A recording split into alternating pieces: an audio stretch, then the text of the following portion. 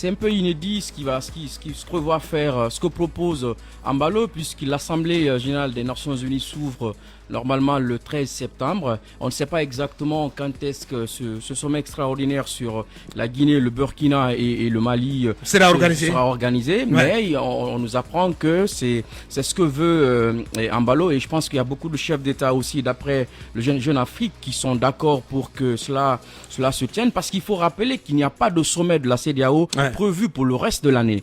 Donc, oui, je pense, si je ne me trompe. Bien. Et je pense. Et que le dernier sommet, quand même, date du 5 juin, si je m'abuse. Exactement. Le 5 juin. Effectivement. Effectivement. Et puisque il n'y a pas de sommet de prévu, je pense que c'est ce qui expliquerait cette proposition du président en exercice de la CEDEAO, puisque tous les chefs d'État vont se retrouver à cette Assemblée des Nations Unies, de discuter de la Guinée. Quels seront les enjeux? Les enjeux, justement, c'est de quand même faire la lecture des trois transitions et de l'évolution des trois transitions. Et on a comme l'impression, d'après justement Jeune Afrique, que beaucoup de chefs d'État se trouvent agacés par la lenteur de la transition en Guinée et au Mali. Ça bouge beaucoup plus mieux, il y a plus de visibilité au Burkina qu'au Mali, et moins d'ailleurs en Guinée. Et au Burkina, c'est une dynamique consensuelle autour du processus de transition. Absolument. C'est que est tout à fait contraire à ce qui se passe au Mali en Guinée. Et au Mali en Guinée, et beaucoup moins d'ailleurs en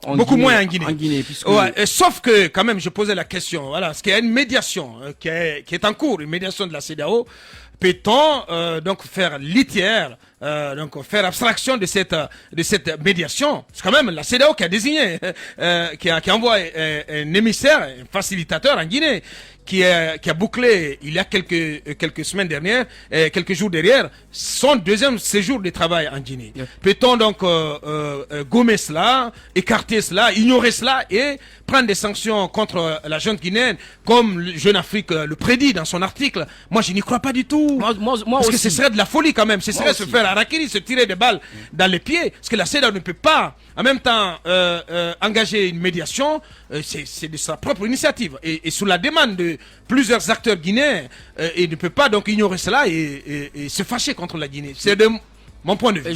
Je suis aussi de la même analyse que vous. Je pense pas que la CEDEAO va se feindre à ne pas prendre en compte la médiation qui est en cours. Ce processus de médiation. Et c'est sa médiation. Bien entendu. Et là-dessus, si on fait un peu un comeback, on se rend compte en fait que le sommet auquel la Guinée devait être sanctionnée, cela n'a pas été fait à cause donc de cette médiation qui avait été annoncée. Bien entendu. Et je pense que pour être entier et assez logique dans sa démarche, la CEDEAO va peut-être rappeler ses principes et peut-être à cette occasion analyser aussi le rapport, les deux rapports, exactement. Le rapport de Thomas Boniaï. De Thomas Yaïboni et se faire une idée sur les deux. Parce qu'autrement, cabinet, mais il y en a en Guinée mais qui souhaitent que les sanctions tombent tout de suite à nous, franchement. Je ne sais pas ce qui arrive. Parce que les Guinéens, quand tu écoutes, on dit non mais il y aura ce sommet, mais non, la Guinée va être punie et tout ça. Quand même, il y a une médiation. Il y a une médiation de la CEDEAO en cours, mon cher. Je pense qu'on néglige une chose. Les sanctions, en réalité, pour la CEDEAO ou pour n'importe quelle institution, viennent après l'épuisement complet de toutes les voies. De toutes les voies. Donc, puisque pour le moment... Pour le moment, le CNRD, officiellement, il n'est pas fermé au dialogue. Non, du tout. Le médiateur... Sauf avis contraire. Parce que je pense, pour finir, que ce qui risque d'arriver, c'est que la CEDEAO va observer le manque de volonté flagrant de la junte à aller vers un processus d'ouverture et de dialogue. Un véritable processus de dialogue. Et cette volonté-là, cet acte-là sera pris à la suite donc d'un rapport que le médiateur lui-même déposera pour dire désormais, je suis convaincu qu'il n'y a plus de possibilités et que derrière, ces sanctions vont arriver. Parce qu'il faut aussi dire que la CEDEAO, il y a une sorte de tension au sein de la CEDEAO où vous avez des chefs d'État qui ne sont pas du tout d'accord avec les sanctions et qui trouvent qu'elles sont improductives. Exactement, qu'elle est contre-productive. Et du coup, d'autres qui pensent qu'il faut sanctionner. Et ce fait-là est matérialisé par le fait qu'on a quand même enlevé les sanctions sur le Mali. Je ne pense pas qu'on va automatiquement sanctionner la Guinée. alors qu'il y a une médiation en cours en attendant que Thomas Yahi Boni lui-même dise qu'il n'en peut plus. Bien. En attendant cela, est-ce que tu vois la CEDEAO se fâcher contre la Guinée? Je ne crois pas. Je ne crois même pas que la CEDEAO ait aujourd'hui la possibilité notamment de sanctionner la Guinée dans le cas précis. Oui, je m'explique. Cabinet vient de le dire. Vous avez aujourd'hui un certain nombre de chefs d'État dans la sous-région aujourd'hui qui sont totalement opposés, notamment à la prise de sanctions contre la Guinée. Vous le savez très bien. Il y a des positions aujourd'hui qui sont... Non, moi je n'en sais rien. Oui, il y a des chefs d'État aujourd'hui. Voilà. Les chefs d'État sont... Il y a certains... En fait, les chefs d'État de la CEDEAO sont totalement divisés sur le cas de la Guinée. Et ça, vous l'avez compris. L'autre chose aujourd'hui qui aide notamment la junte militaire, c'est que depuis que le médiateur désigné dans la crise guinéenne, Thomas Yahi Boni, s'est rendu à Conakry, il a produit un rapport, il a appelé l'ensemble des acteurs, il a appelé le CNRD, notamment à ouvrir donc un cadre de discussion, de dialogue avec les acteurs politiques. Et les jours qui ont suivi après, on a vu le président de la transition qui a instruit son premier ministre à ouvrir un cadre de dialogue, notamment à entamer des démarches vers les partis dits réticents. Donc il s'agit de l'UFDG, de l'UFR, du RPG, notamment aujourd'hui, qui avait quand même évoqué un certain nombre de préalables avant d'aller au cadre de dialogue. Donc le Premier ministre a été instruit en Conseil des ministres, le sujet a été évoqué et il a donné l'assurance que courant septembre, eh bien, les discussions vont s'ouvrir avec les partis politiques pour la mise en place. Maintenant, est-ce que ça sera un cadre de dialogue inclusif tel que voulu par les partis politiques, donc dits réticents, ou c'est un cadre de concertation? Mais ce qui est évident, il y a des démarches. Donc, comme Cabinet l'a dit, on attend que les démarches là soient totalement épuisées. S'il doit y avoir sanction, c'est que... en dernier ressort, on attend que donc, ça soit donc on attend que Boni Yahi peut-être déclare sa médiation infructueuse. Mais pour le moment, éventuellement. Mais pour le moment, ce n'est pas le cas. Puisqu'il y a des volontés de part et d'autre d'aller vers... Oui, sauf que... Avant nous, sauf que la communication... Voilà, je me tourne vers la gauche. Oui, la communication du gouvernement ne joue pas à sa faveur. La gauche radicale. Oui, la gauche radicale. Aujourd'hui, il y a une défiance vis-à-vis de la CEDEAO. Non, je ne crois pas Lincoln. Non, mais je ne crois pas Lincoln. Non, mais quand même, Lincoln. Non, tu peux faire un peu de bonne foi, mon cher. Tu peux pas de bonne foi, là, quand même. Comment ça, il y a quand même une défiance? Il y a deux modérateurs maintenant. Quand j'ai une défiance, il y a des efforts qui sont... Je suis pas du tout d'accord. Sincèrement, je suis pas d'accord. Oui, mais... Excusez-moi. Je vous suis là. Il y a des efforts qui sont fournis. Je sais que le pouvoir est en train de mettre bas la terre. Mais rappelez-vous de la dernière sortie du colonel Amara Kamara, qui dit que sur les 36 mois, il n'y a pas de débat. Ça, c'est pas un défi de la CEDEAO. Oui, mais écoutez, on comprend bien, oui. Oui, Abaka. La CEDEAO voudrait que ce soit 24 mois la transition. Mais quand le pouvoir de Conakry dit que les 36 mois, on n'en parle pas. On n'en est pas là encore. On n'en est pas là encore. Parce qu'il faut que le cadre s'ouvre et qu'il y ait des blocages. C'est une mauvaise communication. Je suis bien d'accord. C'est une très mauvaise communication. Bien. La CEDEAO, c'est pas seulement la Guinée. C'est au moins plus de 15 pays de la sous-région. Mais vous ne pouvez pas venir devant les journalistes dire que nous, les 36 mois, vraiment, ça ne fera pas objet de débat. C'est ce qu'on va appliquer. Ça veut dire que si vous voulez ou si vous ne voulez pas, nous, les 36 mois, c'est acquis. Ce pan de la communication, c'est contre la CEDEAO, ça ne peut pas marcher. Je voudrais que le gouvernement rectifie le tir, sinon ça pourrait être quand même un défi vis-à-vis de la CEDEAO. Cette communication n'arrange pas du tout. Sur les autres faits, je sais que dans les coulisses, le pouvoir est en train de tout faire pour apaiser. Ça, j'en suis sûr. Mais, sur le plan communication... Sous la houlette du prix Nelson Mandela.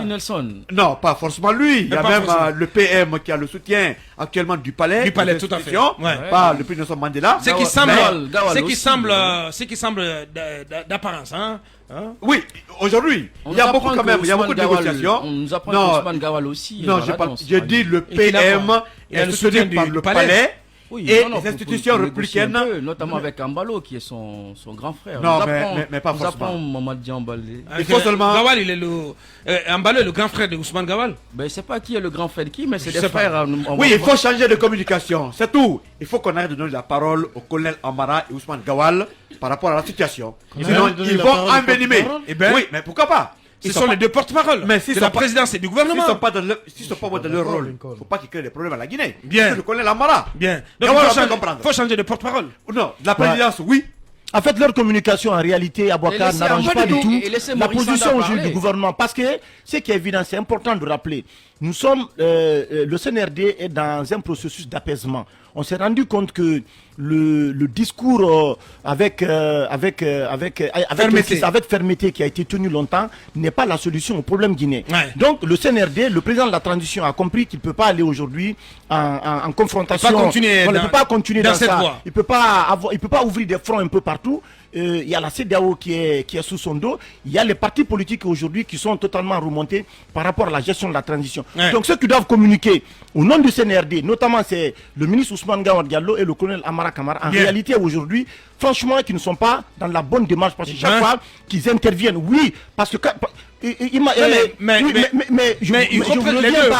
représentent la voix officielle. Oui, mais la voix officielle des autorités. Ils sont extrémistes, Abaka. Oui, absolument. Donc il faut qu'ils revoient notamment leur communication. Parce que ça peut notamment radicaliser ceux qui veulent aujourd'hui revenir au processus de certains dialogue. acteurs. Oui, allez-y, nous. Abakar, je voudrais Vous voyez la CEDEAO punir la jeune Guinéenne? Je voudrais dire d'abord que, parce que j'entends souvent les gens dire ils vont sanctionner la Guinée, ils risquent de sanctionner la Guinée.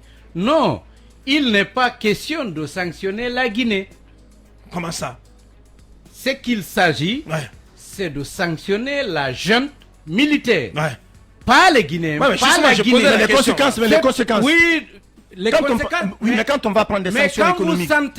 Quand vous sentez les gens hésiter, puisqu'il n'y a aucun doute, il y a plus d'un an qu'ils sont à la tête de l'État, vous sentez la CEDEAO hésiter sur les sanctions. Effectivement. C'est parce que justement, on veut tellement mûrir la réflexion, la décision, pour que la décision prise n'impacte pas négativement les citoyens. Ils veulent empêcher à quiconque de monter au pouvoir d'utiliser les armes pour confisquer le pouvoir et refuser qu'il y ait dialogue, refuser qu'il y ait entente. C'est que la CEDEAO cherche à faire, c'est d'éviter qu'il y ait des problèmes en Guinée. Parce que justement, si on se tait, vous sentez, j'entends dire qu'il y a une volonté, il y a des initiatives. Mais regardez par exemple cette affaire de Cannes 2025. Hypothétique tenue de la Cannes chez nous. On est tous d'accord qu'il n'y a aucune certitude. Mais voyez l'énergie, l'engagement, quand même une forte volonté. L'engagement des autorités, même un décret qui consacre cette organisation comme priorité nationale. Bien entendu. Est-ce que sincèrement, vous sentez un tel engagement sur le dialogue? Non. Mais à quel mal? Non, vous savez, non, j'ai dit, est-ce que vous sentez l'énergie, l'engagement sur l'organisation de la Cannes en 2025?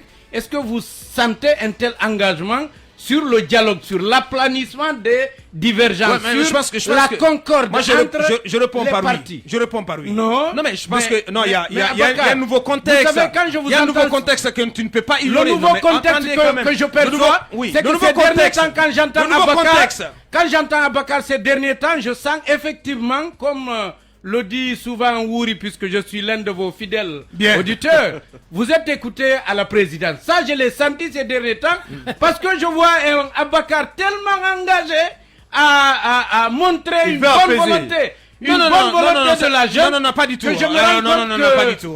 Probablement même Mamadi est en train Non, pas du tout. Pas du tout. Mais je crois fermement. Non, mais quand c'est bon. Non, vous savez que vous êtes très intelligent pour ne pas croire à ce attention. Non, c'est pas. Non. Mais malheureusement, c'est pas ma lecture. Ma lecture, voilà. Vous savez très bien que entendu le colonel est non, mais engagé. je vais vous dire, le fond de ma pensée. Bien entendu que moi, je suis partisan de Kouye, donc j'attends de voir avant de croire. Mais il y a quand même une espèce de nouveau contexte. Le nouveau contexte, c'est l'arrivée d'un nouveau Premier ministre. Donc, dont la junte profite. Donc, la junte veut capitaliser sur ce nouveau contexte-là pour donner les coups de France. Donc, au regard de toutes les crispations. Mais vous savez bien que l'ancien est parti. L'ancien est parti parce que la junte a refusé de dialoguer. Oui, le contexte change. Pas nous faire le contexte change, monsieur. Le contexte change. Attendons. Ce que je veux, nous, c'est que attendons de voir que Goumou échoue, que Goumou aussi, voilà. Non, mais j'ai pas dit, moi je ne suis pas en train de parler de ça. Non. Écoutez, le Premier ministre, personnalité quand même. Le Premier ministre, vous n'allez pas me faire dire que le Premier ministre n'est pas engagé. lui, je respecte son engagement. Bien, mais c'est ce que j'ai dit ici. Je vois ce tel Je n'ai pas dit que... Je n'ai pas dit que... C'est pas de cela que je parle. Non, Moi, le colonel, il a été dit je ici. parle du CNRD. Je n'y étais pas. Mais les médias ont rapporté que le colonel s'est déplacé, aurait fait irruption en plein conseil interministériel pour interpeller. Moi, j'ai vu à la RTG. Pour interpeller son premier ministre, lui demander d'aller chercher tout le monde. Maintenant... On sait très bien. Non, j'ai fini. Nous, on sait très bien qu'il y a tellement de boulets au pied du Premier ministre dans la démarche qui va être la sienne pour aller chercher tout le monde. Parce que je parlais de la Kiev, c'est pas une équation facile. Comment convaincre ceux dont les leaders sont persécutés aujourd'hui devant ou se sentent persécutés devant la Kiev, comment les convaincre à venir autour de la table? Mais c'est là que vous venez sur mon terrain parce que je sais qu'il y a beaucoup de... Mais moi, j'essaie de vous expliquer que le problème, ce n'est pas Donc le vous voulez Premier me dire ministre. que ça ne marchera pas? Je suis en train de dire tout simplement que le ça problème, marchera c'est pas le Premier ministre.